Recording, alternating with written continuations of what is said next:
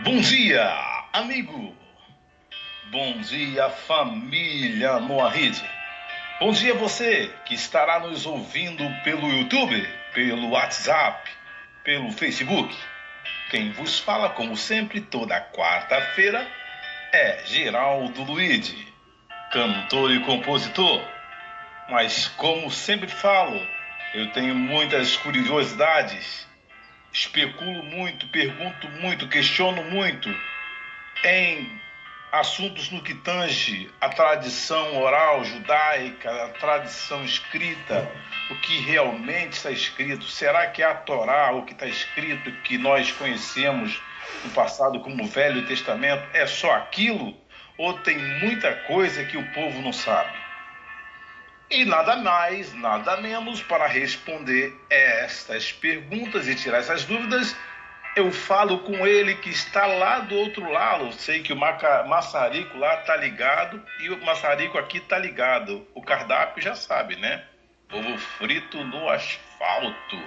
Eu falo com ele que é professor de português, professor de grego, professor de hebraico e professor de inglês, que é o meu professor de inglês. Eu não sei se eu já falei isso no início, mas é meu professor de hebraico também. Estamos aos pouquinhos aprendendo um pouco, com calma, uma cautela, sem pressa, sem dizer que sabe, mas aos pouquinhos catando milho. Eu falo com João Alves Correia, direto do Paraná, conhecido como Bom dia, João Alves Correia. Tudo bem por aí? Bom dia Geraldo, bom dia a todos que nos ouvem. Muito bom estar de novo aqui. Quarta-feira, super quarta, né? Super quarta. Já não é mais um bate-papo, né? Já é uma Não. sabatina, como você fala, e É uma estamos aí. sabatina e parece que não tem fim. Uma coisa realmente é volumosa, meu amigo, não é fácil não. É muita coisa. Porque cada dia que a gente vai estudando e depois vai fazendo comentário, né, fora do ar, a gente vai vendo que aparecem temas que a gente vai anotando que vai surgir nas próximas aulas. Sim, E são de grande importância, grande relevância, tanto para mim e para muitos, com certeza. sem dúvida alguma. Estamos aí então para dar sequência ao estudo do Sefer Yeshayahu, o livro de Isaías, né? É verdade. Nós iniciamos com Isaías, se não me falha a memória, foi o capítulo 1, né? Nós, Depois foi pro 11 ou o- foi o 6? Eu foi, não me lembro. não, foi o sétimo depois, né? Sétimo Foi... capítulo, depois o nono e o 11º. Ah, é verdade, foi o 7 onde falava do rei Acais, da Virgem, do sinal. Foi o 11 que 11 esbagaçou tudo. Textos pequenininhos que tira toda a sua dúvida aí. E hoje nós vamos entrar também num tema, num texto que é polêmico, que é, vamos dizer, a fatia do bolo do cristianismo, esse texto. É Isaías 53.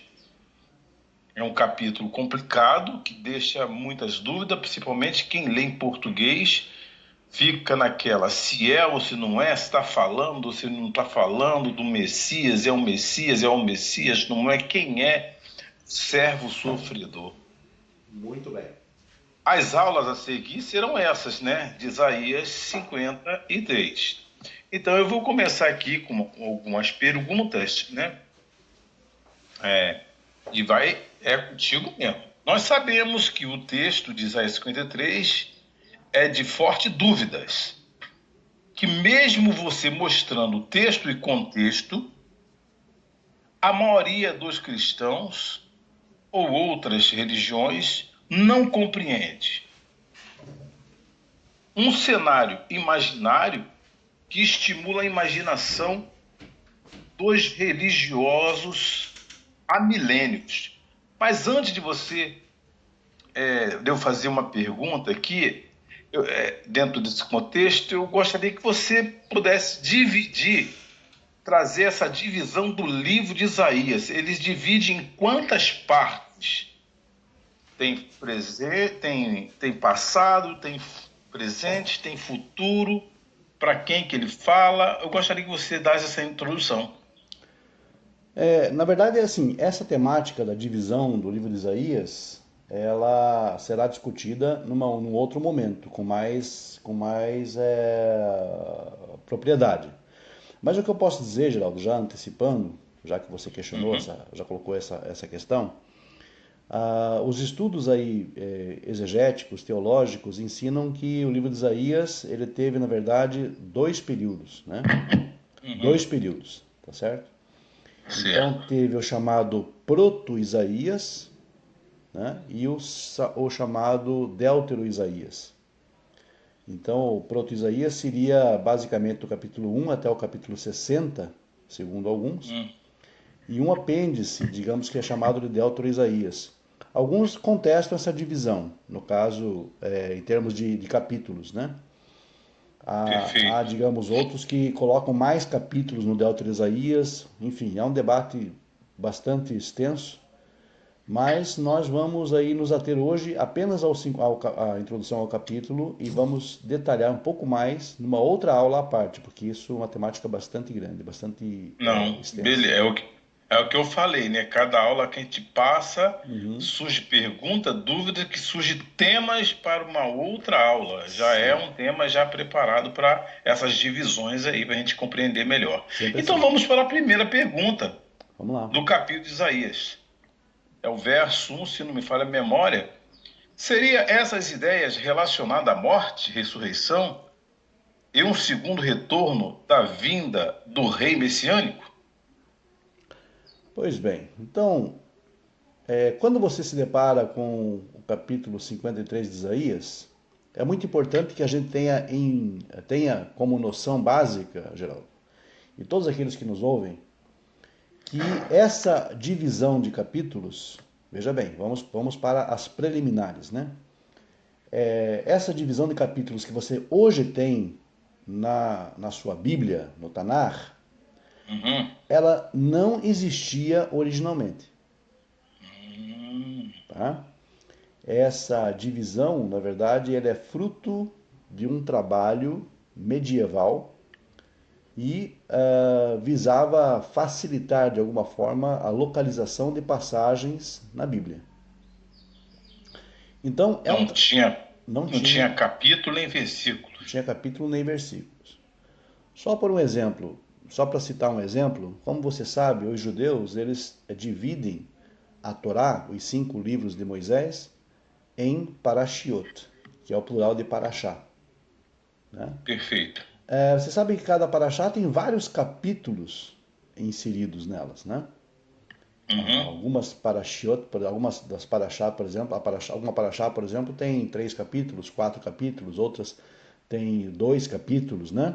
Então, depende muito da extensão, do tema abordado, mas os judeus, quando dividiram a Torá em parashiot, eles não tinham noção de divisão de capítulos. Entendi. Eram porções apenas, né? Assim como as Haftarot, que são as porções dos Eles profetas. respeitavam através da respiração, né? A frase, né? Da temática, Por o que, o exemplo, que, o que, o que, que tal porção da Torá abordava? Por exemplo, vou citar aqui a Parashá Itró, Parashá de Jetro, né? Que se encontra lá no Shemot 19, no Êxodo 19 em diante, certo? uhum. A Parashá de Itró, de Jetro, ela fala, a temática básica é justamente sobre o encontro de Jetro com Moisés Perfeito. e com os filhos de Israel. E também fala da entrega dos mandamentos, do Aseret Hadibrot, dos 10 pronunciamentos, chamados erroneamente de 10 mandamentos no Sinai, né? E Perfeito. e a inauguração do Pacto Sinaítico. Então, todos esses temas estão relacionados. Por essa razão, os judeus colocaram esses vários capítulos, né, na Parashá Uhum. Itró. Então, mas só que essa noção de divisão de capítulo não existia. Ela surgiu na Idade Média.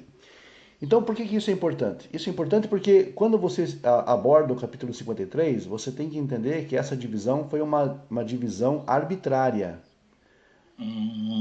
Para começo de conversa, não foi uma divisão judaica.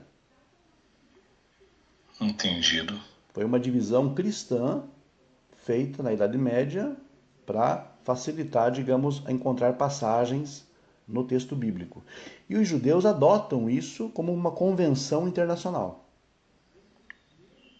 Entendi. O que é uma convenção? Uma convenção é, digamos, o sistema religioso cristão criou essa divisão para facilitar. E os judeus se adaptaram a isso porque facilitaria também na comunicação e na interação com os cristãos. Entendido. O Certo? negócio era sério mesmo, né? Não era. Então, Foi bem elaborado, né? e essa divisão aqui, então, é importante que se entenda que não é uma divisão judaica, Entendido. tá certo? É uma divisão cristã. E os judeus adotaram justamente para poder, digamos, interagir com os cristãos nessas questões bíblicas ou de debates, de estudos bíblicos, etc., né? E hoje, no mundo moderno, todo mundo entende dessa forma, aceita dessa forma. Porém, o capítulo 53, ele foi isolado do seu contexto. Isolado do livro em si? Isolado do contexto, o que é o contexto? O que vem antes e o que vem depois. Perfeito. Ou seja, porque havia um nítido interesse em separar o capítulo 53 para mostrar possíveis características messiânicas. Entendido. E quando você lê apenas o capítulo 53, você fica impressionado. Então essa é a ideia. A ideia é impressionar as pessoas e conduzi-las a uma suposta referência messiânica. Não, você mesmo lendo ela no português, né? Uhum, Claro, não estou falando nem do hebraico. Eu tenho a tradução aqui da Sefer. sim. Mesmo assim, deixa você realmente ele é impressionante. Deixa você com dúvidas e mais dúvidas. E, porém, você se esbarra em algumas situações, né, que divergem do próprio texto. Mas aí muitos vão usar a fé. Não, está querendo dizer isso. Não, você está entendendo diferente. Inclusive, eu separei alguns textos aqui, até do próprio Novo Testamento, para refutar alguma coisa que está escrito no livro de Isaías 53. Entendeu? Muito Se bem. você puder depois anotar os capítulos, é onde vai chegar. Eu acho que depois, deixa a gente chegar Na no verdade, momento exato, eu cito para você e você lê aí. certo. Na Certo? verdade, essas preliminares elas são necessárias para que as pessoas possam compreender melhor como se processou, como chegamos a isso. Né? Sim, certo. Então, o que acontece é o seguinte: de acordo com o entendimento judaico, o capítulo 53 de Isaías não começa no 53 de Isaías. Começa no capítulo, Essas- começa no capítulo 52. Isso. 52, verso 12 e 13. No 52, verso 12 e 13 que ele começa. Exatamente. Ou seja, o que eu estou falando aqui é do contexto do capítulo todo.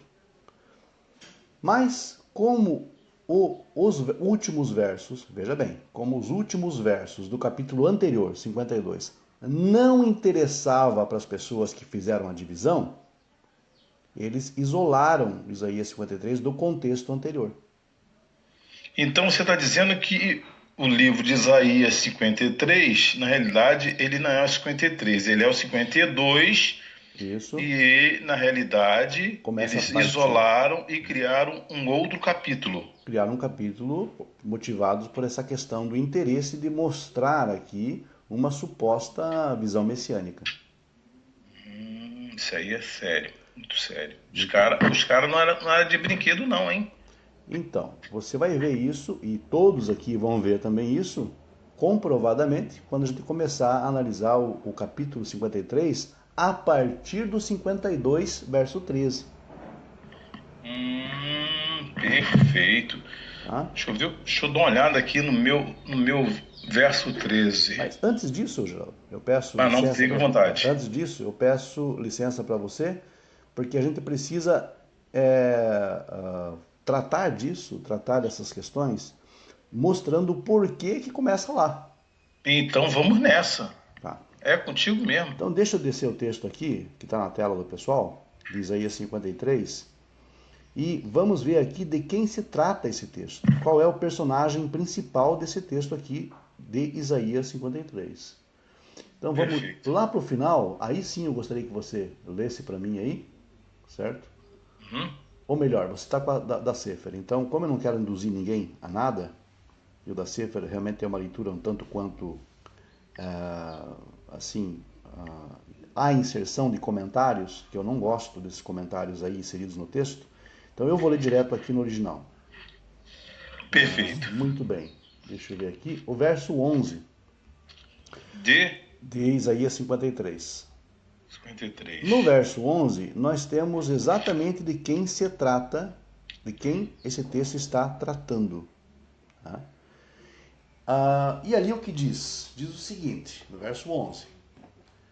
Me'amal nafsho ir'e, isba bedato yatzdik tzadik avdi larabim, va avonotam hu isbol. Certo. Do trabalho da sua alma, ele verá a completude. Pelo seu conhecimento, justificará o justo meu servo a muitos. E os seus pecados, as suas iniquidades, melhor dizendo, ele suportará. Muito bem. A palavra central desse passuk, desse verso, é meu servo. Meu servo. Meu servo. Então, qual é a conclusão que chegamos? Que esse capítulo aqui lida com a questão do servo, o servo de Deus. O famoso, o conhecido servo sofredor. Servo sofredor. Muito bem, se trata dele, então a gente vai ter que agora sim voltar para o capítulo 52, tendo isso em mente, que trata-se do servo, e pegar lá o final do verso, o final do capítulo 12, né? A partir do verso 13, que é onde começa, Rapaz, de fato, o texto. mas tá cheio de código esse negócio, hein? Cheio de código. E no verso Não, 13 do 52, Geraldo, a gente vai encontrar a mesma palavra do 53, 11. Avdi, meu servo. entendido. Então ali diz, Rine, Você tá no Yaskilavdi, 52, 52, 13. 13. Rine, Yaskilavdi, Arum, Venissá, Vegavá, Meod. Pode ir. Eis que o meu servo prosperará em sinal de conhecimento, sabedoria. O meu servo será exaltado, elevado e muito alto. Presta bem atenção, Geraldo. Olha só. Eis que o meu servo prosperará, será exaltado, elevado e muito alto. Bom, aqui voltamos a... Ou melhor, aqui temos uma referência ao servo, a primeira referência que ocorre no capítulo 52. Perfeito. Que é justamente aqui que o contexto do 53 começa. Entendi. Aqui. Não lá, no 53.1, mas aqui deveria começar. Pelo menos esse é o pensamento. No 52, 13 deveria começar aqui. O 52.3 deveria ser o início do que hoje nós temos como contexto do capítulo 53. Ou seja, todo o relato de Isaías 53 deveria começar aqui. Caramba. Compreende? Aqui. Compreendo. Porque lá está cortado esse contexto. Lá nós não temos essas informações aqui. Veja, nós não temos essas informações aqui. No capítulo 52, verso 14. Agora eu gostaria que você lesse para mim, por favor. No 14. Verso Vamos lá. 14. O 14 aqui na versão. Assim como antes, multidões ficaram estarrecidas ao vê-lo, Aí botou aqui entre parênteses aqui dizendo, né? A CF botou. Sua aparência está desfigurada e não parece humano sua forma. Exato. Muito bem. Quer que eu repita? Não, perfeito. Eu acho que como as pessoas ouviram... Bom, se bem que seria preponderante você repetir. Pode repetir, por favor. Vamos lá, mais pausadamente. Assim como antes multidões ficavam estarrecidas ao vê-lo, dizendo: sua aparência está desfigurada e não parece humana a sua forma. Muito bem. Veja bem, as multidões, elas ficaram estarrecidas pela visão que tiveram, ou ao ver quem?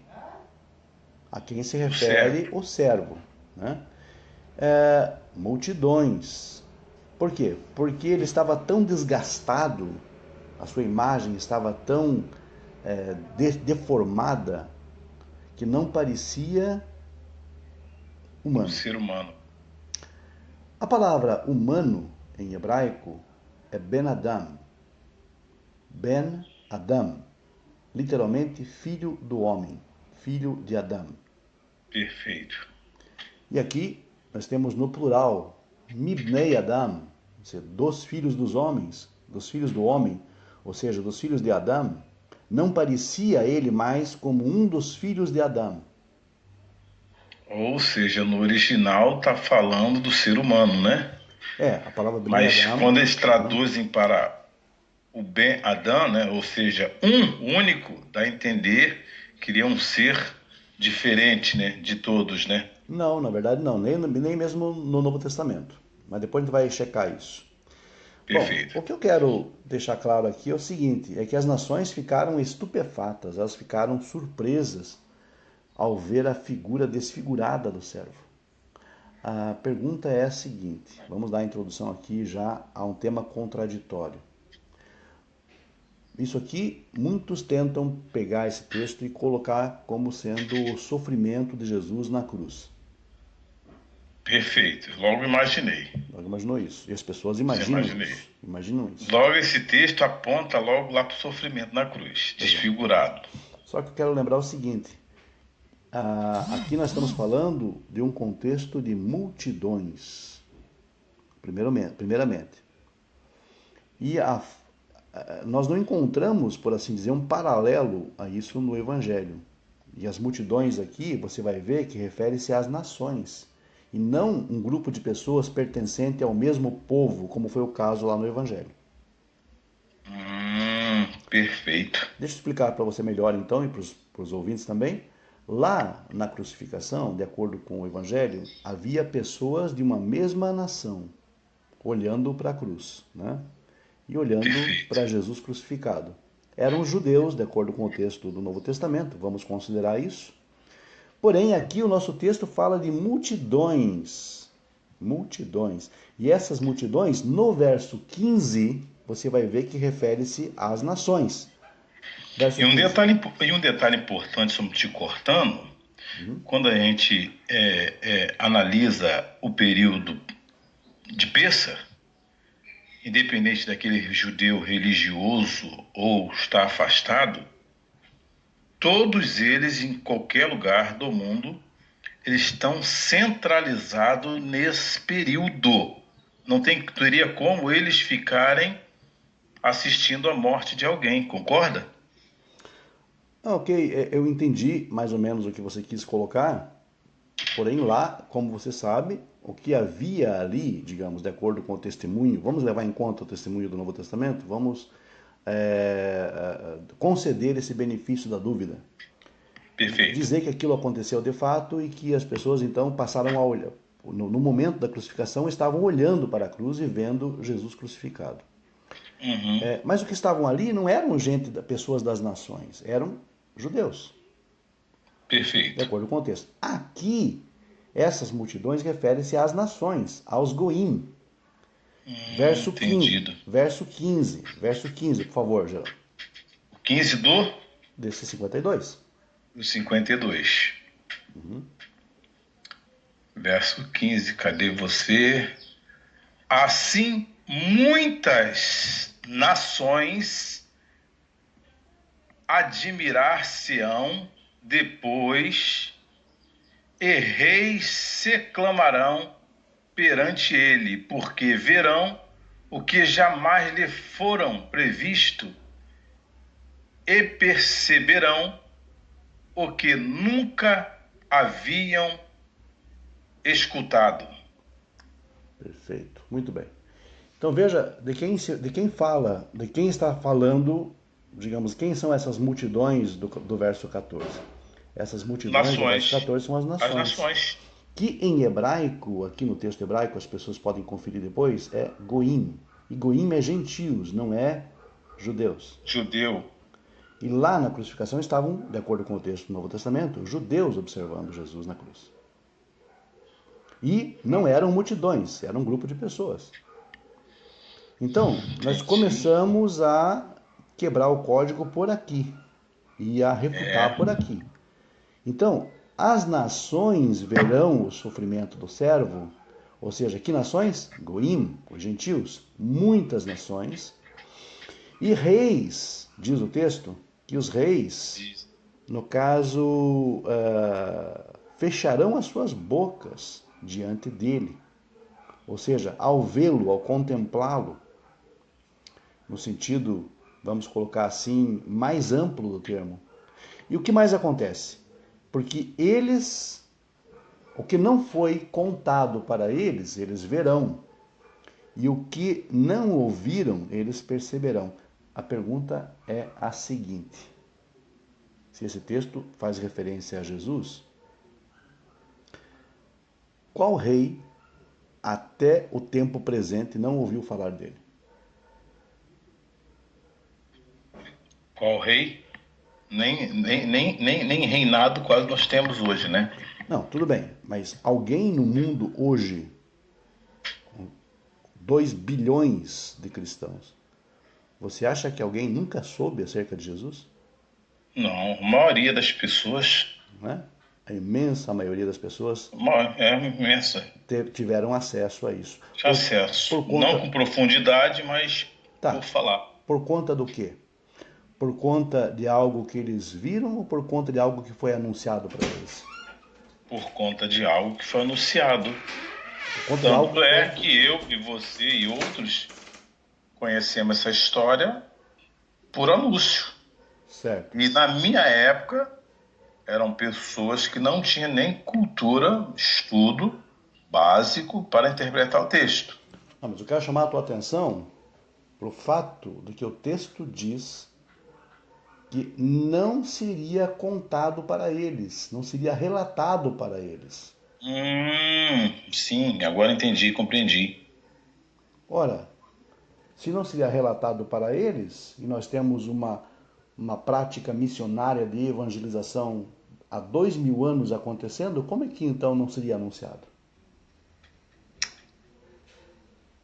Perfeito.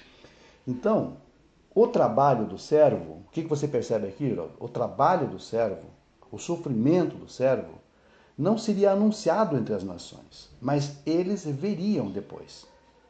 Entendi. Eles veriam depois. E também eles não ouviram nada acerca disso, os reis, os goim, os gentios, nunca ouviram nada acerca disso, mas eles compreenderão. Ora, o evangelho está sendo anunciado há 2000 anos. Então como que se cumpre aqui? Então, nesse contexto, Em hipótese alguma se cumpre aqui. não se cumpre aqui. Aí é onde eu queria entrar, nos textos, né? Então, Que você está falando que não seria contado para eles, ou seja, seria um oculto isso aqui, né? Seria oculto. o sofrimento do servo não seria relatado para esses reis ou para essas nações. E qual é a base da missão do evangelho? É anunciar às nações, aos 4 cantos do mundo isso. E de fato foi anunciado, não foi? Foi anunciado. Não, e pelo texto do próprio Novo Testamento, vou ler logo Mateus 9:31, mas tendo ele saído, divulgaram sua fama por toda a terra. Exatamente. Aí nós temos uma contradição, A contradição. porque a ideia da mensagem do servo, do sofrimento dele, basicamente aqui, Não foi anunciado. que ele seria desfigurado, que as nações ficariam de boca fechada diante dele, essa ideia não seria divulgada. Ó, o servo sofreu por vocês, é o que está sendo anunciado 2000 anos. Entendido. Ou seja, como isso não seria anunciado, mas seria visto, e não seria ouvido, mas seria compreendido, é sinal que nós não temos aqui a ideia de proselitismo. Ou seja, o servo em si, e a mensagem desse servo, seja ele quem for, vamos colocar assim, não seria divulgada, não seria anunciada, não seria propagada.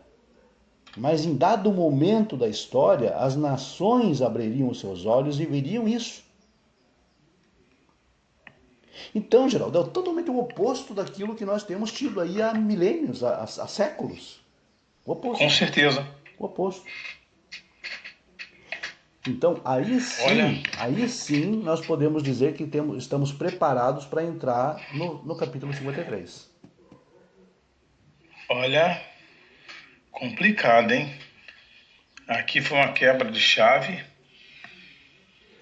uma quebra de código que, pô, já li isso aqui várias vezes, mas nunca ia passar isso pela minha cabeça. Como não passar, não passa na cabeça de muitas pessoas. Ah, com certeza. Acredito que sim. Porque a grande questão é que as pessoas leem isso sem ter essa preliminar, essa prévia de que essa divisão de capítulos ela foi uma divisão de capítulo arbitrária, não feita por judeus. Entendi. Né? E aí o que acontece? Os judeus, quando fazem as suas versões bíblicas, seus comentários, eles têm que colocar isso como nota de rodapé, como comentário, para poder explicar essas questões. Senão, as pessoas são induzidas... Ainda tem que ter esse trabalho ainda de explicar, né? Porque as pessoas são induzidas ao erro. E como ela já dura mais de 2000 anos, para você mudar essa história com a veracidade do texto, fica complicado, né, para muita gente, né? Complicadíssimo. Né? Então, esse servo aqui, a mensagem dele não seria divulgada, digamos, em resumo, é isso que o texto está querendo falar, mas que em dado momento da história, eles veriam aquilo que não lhes foi anunciado. E anunciado, gente, é exatamente a mesma ideia da palavra evangelizome, ou evangelion, em grego, que é anunciar. Evangelion, em grego, é anunciar. E veja aqui que não foi anunciado. Perfeito. Então, muita coisa. Quer dizer, aí há uma contradição flagrante com aquilo que se alega a respeito disso. Perfeito. Agora você gostaria que eu entrasse no primeiro verso do 53 ou entraria numa pergunta aqui, que é elaborada aqui? A pergunta seria, tá aqui, no meu computador. Quem afinal é o servo sofredor registrado nessa passagem? Ou responderia essa pergunta, ou começaria: quem teria dado crédito no que nós, as nações, botaram aqui entre aspas, ouvimos, e para quem foi revelado a ação do Eterno? Então, agora o que acontece? Eu acho que é importante a gente colocar esse verso 1 primeiro, depois partirmos para essa elucidação de quem é. Né? Perfeito. Muito bem, Então vamos lá. 53, perfeito. Leia para mim, por favor, Geraldo, sem a nota do parênteses, se for possível. Perfeito. Quem teria acreditado no que nós ouvimos, e para quem foi revelada a ação do Eterno? Muito bem. Então, esse primeiro verso do 53 mostra uma surpresa. A continuação, veja, a continuação do que acabamos de ler.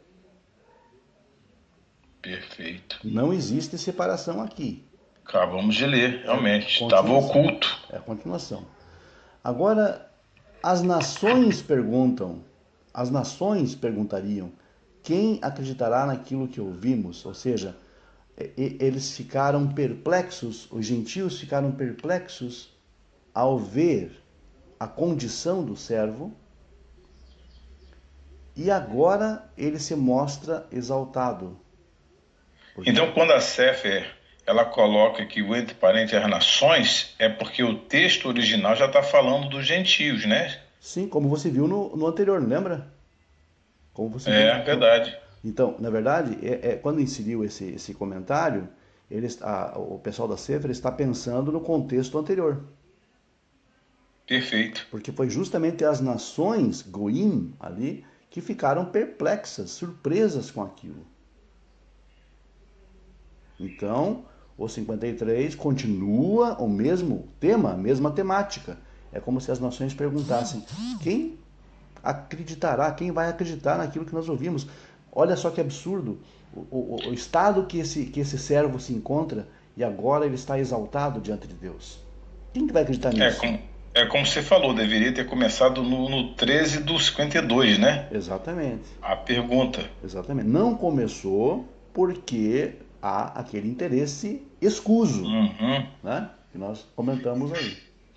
Muito bem, Geraldo. Então aqui é como se as nações perguntassem: quem será que vai dar crédito ou vai acreditar naquilo que nós acabamos de ouvir? Né? E na sequência, e o braço do Eterno a quem se revelou? Ou sobre quem se revelou? Ou sobre quem se revelou, por assim dizer. Né?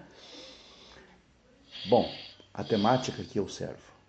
Nós já sabemos disso.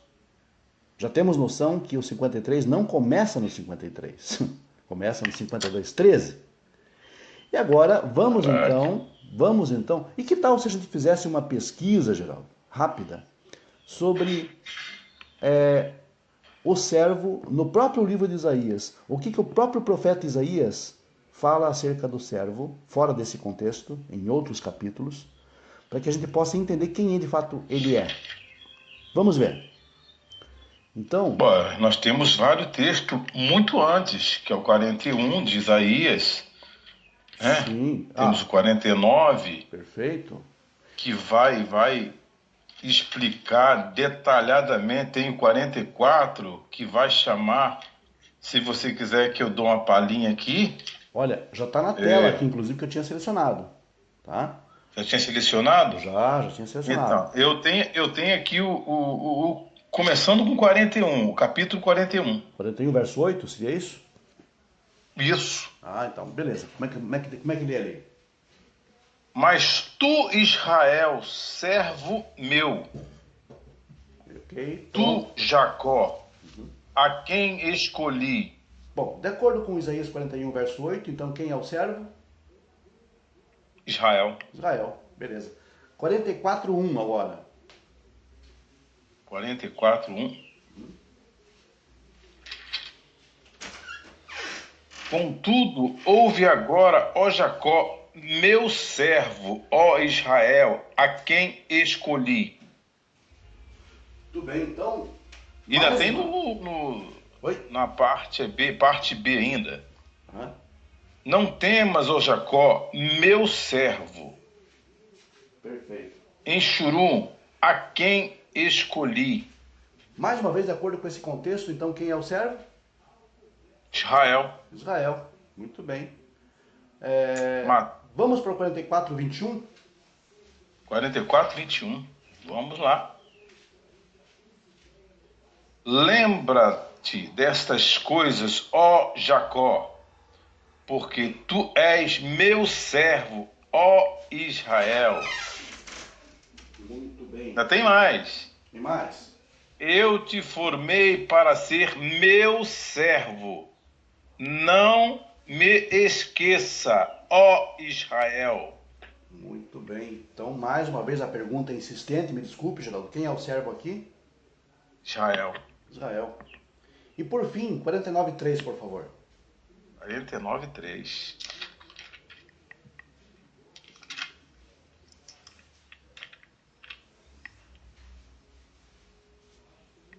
Tem o 3 e tem o 5, né? Tem o 3 e o 5 também. Isso, mas tá bom. Eu vou ler o 3 e vou ler o 5. Tá certo, 3 e 5. E me disse, tu és meu servo, Israel, em quem me glorificarei. Perfeito. Aí vem o 4. Agora o Eterno me disse que desde o seio materno que formou para ser seu servo. Perfeitamente. Perfeitamente. Muito bem. Então, de acordo com esses outros versos também, quem é o servo? Israel. Israel. E aí a pergunta que não quer calar é: isso aqui é só o livro de Isaías. Caramba. E estamos tratando do livro de Isaías 53. Por que que todos esses versos em Isaías diz que o servo é Israel e só no 53 mudaria? Ih, rapaz. Né? Essa aula deveria ser dentro de um centro de estudo para muita gente, uma explicação detalhada onde alguém poderia tirar dúvidas, perguntas, porque é esclarecedor demais. Buscando, fazendo os links, você mata toda a charada. Exatamente. Então, é importante demais, como você falou, fazer esses hiperlinks, né, essas ligações com o restante do contexto, com o restante do capítulo, o restante do livro, porque é só assim que você vai ter, de fato, exegese. Caso contrário, Perfeito. você vai ter simplesmente especulação. Ou seja, o 53, ele não está começando, pelo menos o que eu estou entendendo agora, nem no verso 13 do 52. Ele já vem antes, já falando, no 41 ele já vem falando. Vem falando. Por isso que eu fiz aquela pergunta no início, divisões, quantas partes, Sim. passado, presente, futuro, para a gente compreender até que parte vai estar falando de um assunto ou de outro. Por isso que eu fiz aquela pergunta que você falou que teria uma aula mais aprimorada em cima disso. A parte, né? É isso. É, uma parte. Então, João, aqui é o seguinte, todos esses textos que você ouviu aí, que você leu para nós, é o que nós chamamos de os cânticos do servo. Os cânticos do servo. Desde o capítulo 41, 42, até o 53, aqui, até o 54 vai, na verdade, é a menção sobre o servo de Deus, o servo sofredor. E o 54, ele também, dando a continuidade, ele dá, arrebenta. Parece que até os 60, se eu não me falha a memória, no 60, ele vai embora também. A menção, né? Mas o núcleo... A menção falando do servo. Quem é esse servo? O núcleo do servo sofredor é 42 até o 54. É o núcleo, né?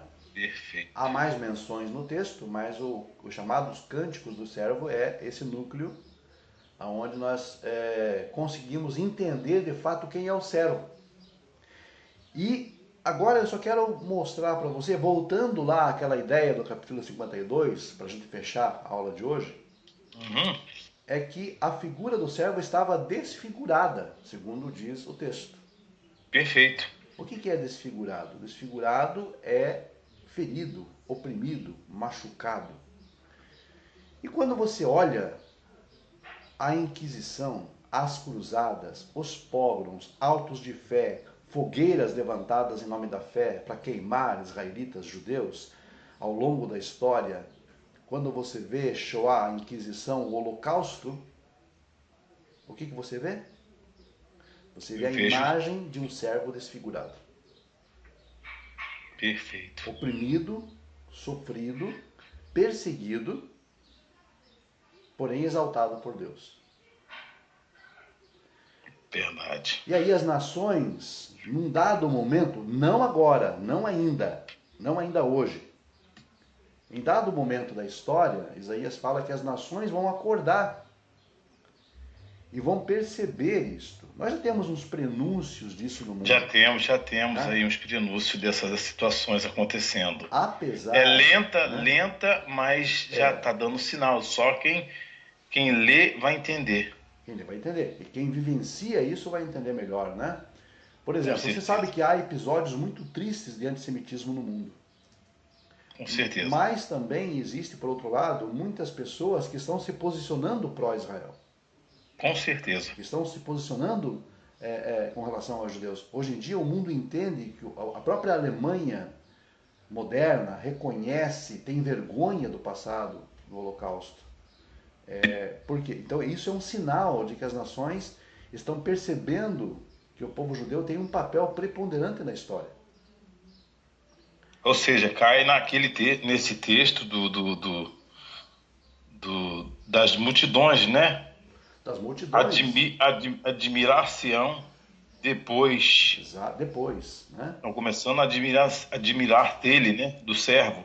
Hoje, o povo judeu, na verdade, é celebrado como um povo de vasta cultura, o povo do livro, inteligentíssimo, que é detentor de prêmios Nobel de todas as ciências e as artes, aonde o conhecimento, graça, aonde o Estado de Israel se levanta como uma das primeiras nações do mundo em termos de tecnologia, de conhecimento, de evolução, de sucesso naquela terra. E hoje, então, o valor do judeu ele está sendo mais reconhecido. Cessaram-se as perseguições estatais efetivas, mas ainda existe, claro, o antissemitismo, mas nós sabemos. Mas há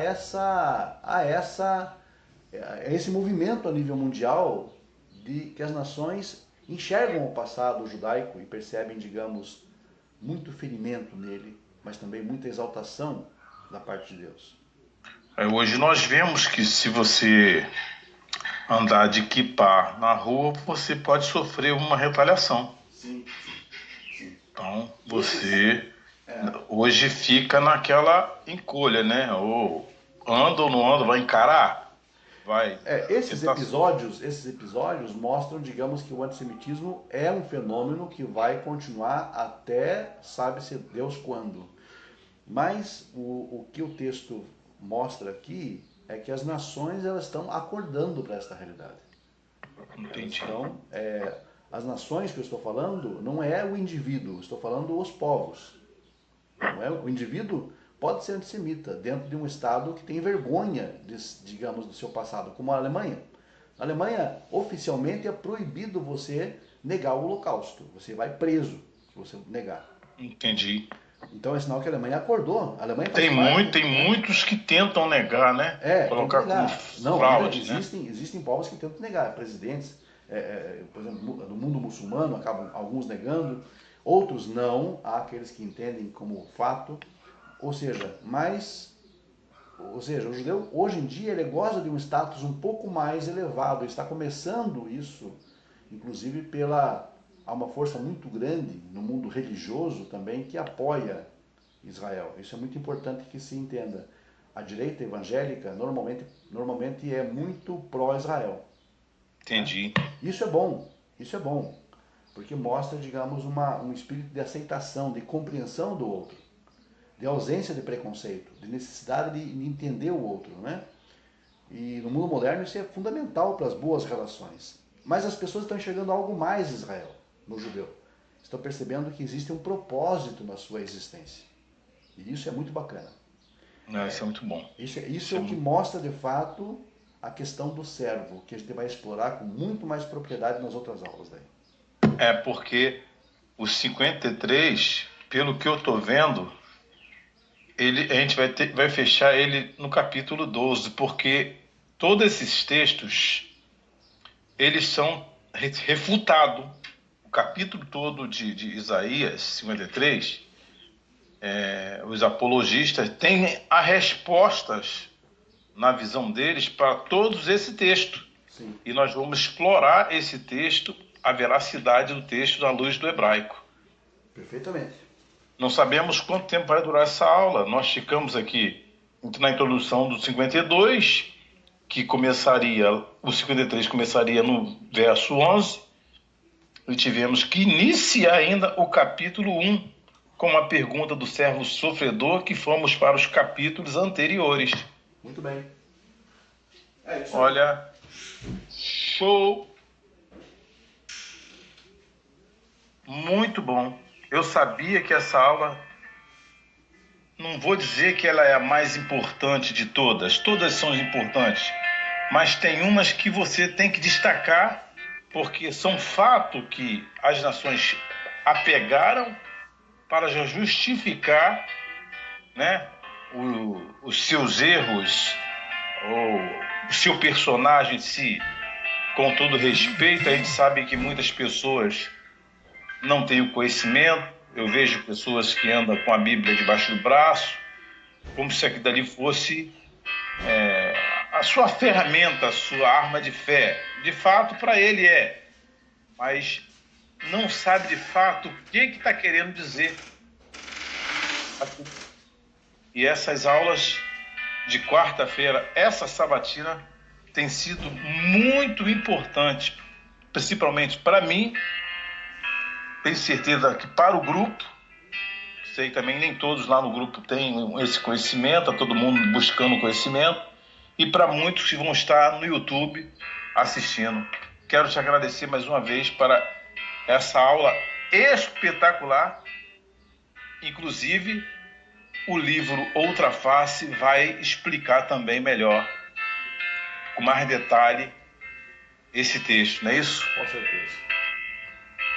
Suas considerações finais aí. Tô com saudade já da quarta-feira. É, verdade. Estamos aí de volta, né? Baruch Hashem, por isso. E essas quartas-feiras têm sido muito, muito proveitosas. Espero retomar aí a normalidade, né, dos nossos estudos. E agradeço você, Geraldo, mais uma vez pela sessão, por ceder o espaço. E essas pessoas que estão assistindo, estão acompanhando, que se aprofundem, que façam perguntas, questionem sim, porque a função é exatamente isso, desse canal, é esclarecer na medida do possível aquilo que as pessoas desejam saber, né, com relação aos temas. Todos aqueles que desejarem então entrar em contato para adquirir a Outra Face, vou deixar o número do WhatsApp ali, basta entrar em contato na descrição do vídeo. E é muito bom também que eles curtam e compartilhem esse vídeo, né, tanto quanto possível. Uma pergunta, você tem tido tempo para dar palestra, caso seja convidado também? Infelizmente não, devido ao trabalho, só as aulas mesmo, né? Só as aulas mesmo, né? Mas pode aparecer aí. Pode aparecer, uma oportunidade de conversa. Convite aí, né, para uma explicação de algum texto, né? Quem sabe, sim. Então, podemos conversar, né? O contato está lá no WhatsApp, basta então conversar, entrar em contato, que a gente conversa. É isso aí. Isso aí, Geraldo. Mas uma quarta-feira foi e deixou saudade, porque tem muita coisa pela frente, tem outros temas que tá vindo aí já na mente, que também vai ser bombástico. E eu só digo para você, eu não sei nada sei. Estou só aprendendo, sou um eterno aprendiz. Um abraço, João. Tamo junto, um abraço, Geraldo. Tudo bom aí? Soraim Tovim. Até a próxima, então. Um abração. Até a próxima. Falou, tchau.